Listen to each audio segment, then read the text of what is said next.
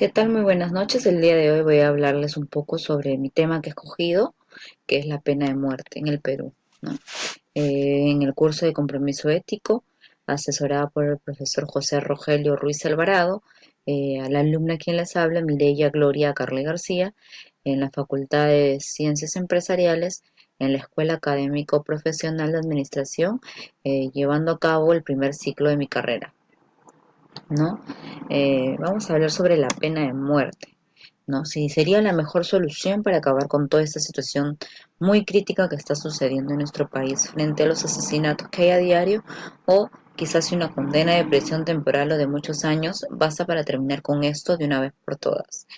¿Qué piensan ustedes? Si las personas que matan sin piedad, sin remordimiento alguno a personas inocentes, que violan, eh, después las descuartizan, las queman, y tantos episodios pero tan indignantes que pasan a diario en las noticias, porque no hay ni un día en que uno no se levante y vea que, que hay, que alguien murió por algo tonto, porque no se dejó robar, o porque no se dejó violar, o porque no se dejó pegar, o porque terminó una relación, las matan, ¿no? Y tantos casos, que como uno ve y dice, wow, ¿qué está pasando en el Perú, no?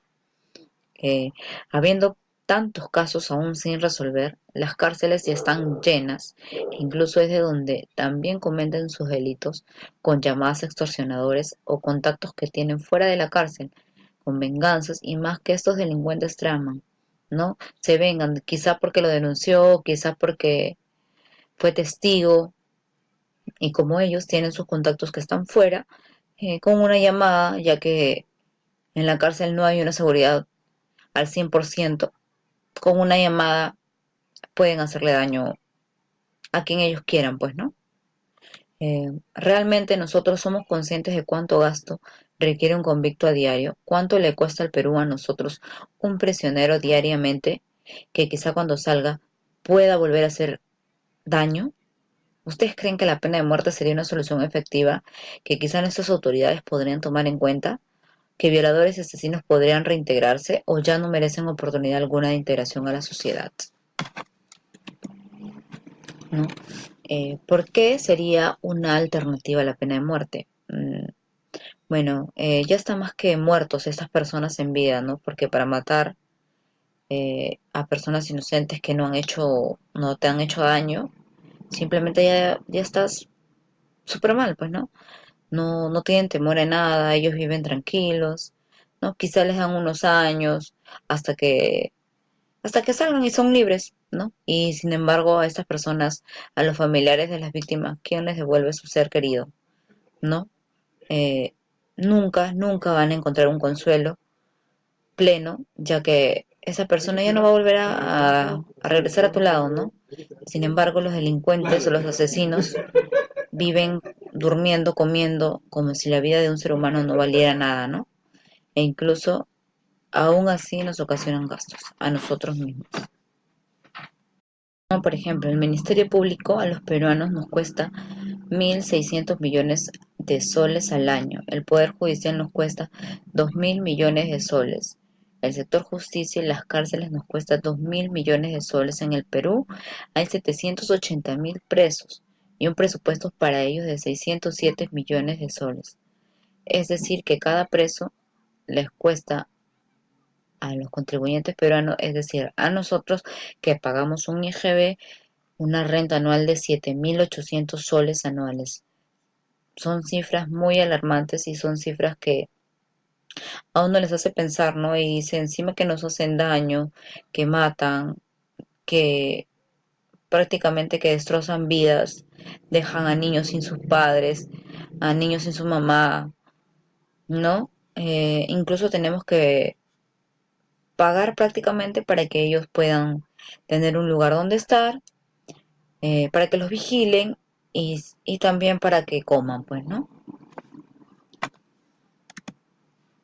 Acá tengo un cuadro de la extrapoblación en algunos penales en el Perú, ¿no? En el año 2012 terminó con 61.390 presos, 32.000 más que la capacidad total. y donde actualmente hay un 111% de superpoblación en las cárceles peruanas. Por ejemplo, en Chiclayo, en Lima, en Arequipa, Huancayo, Pucallpa, Cusco y San Martín hay una extrapoblación. En Puno está al tope, ¿no? Pero en los demás que he mencionado hay una extrapoblación de presidiarios, pues, ¿no? Por ejemplo, en Chiclayo excede a 1535, en Lima 9939, en Arequipa 756, en Pucallpa a 1476 y en San Martín a 1691, ¿no? Eh, las conclusiones, pues, ¿no? Esa ley es muy clara para algunos quizá y precisa, ¿no? Que ahorrándose así millones de soles, donde con ese dinero se puede hacer muchas obras en beneficios a los ciudadanos, trabajadores y emprendedores, y no mantener a personas que lo único que le da al país son retrasos y gastos. Sin ir muy lejos, tenemos a Estados Unidos, que a pesar de muchas ideas diferentes frente a la delincuencia y el crimen organizado, tienen una sola solución, que ¿cuál es? La pena de muerte. Es una situación clara que en Perú no sucederá lamentablemente, ya que es claro que las leyes ante esos casos son muy flexibles y por culpa de jueces corruptos los delincuentes caminan por las calles sin ningún temor a la vez.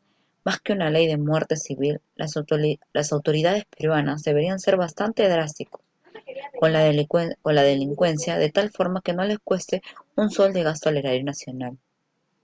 Realidad, ¿qué es la realidad? Que lamentablemente con el sistema jurídico que tenemos, es un simple sueño y el Estado peruano seguirá gastando millones de soles en las cárceles, manteniendo a personas que sin escrúpulos asesinan y violan, que en unos años lamentablemente su misma genética delictiva seguirá con sus proyectos ilícitos, quizá fuera o dentro del penal, que el Estado y nosotros pagamos con nuestros impuestos. Una triste realidad, sí, pero bueno, eso ya está en manos de nuestras autoridades, ¿no? Gracias. Aquí les dejo las referencias bibliográficas de la información que he obtenido. Y eso es todo. Muchas gracias.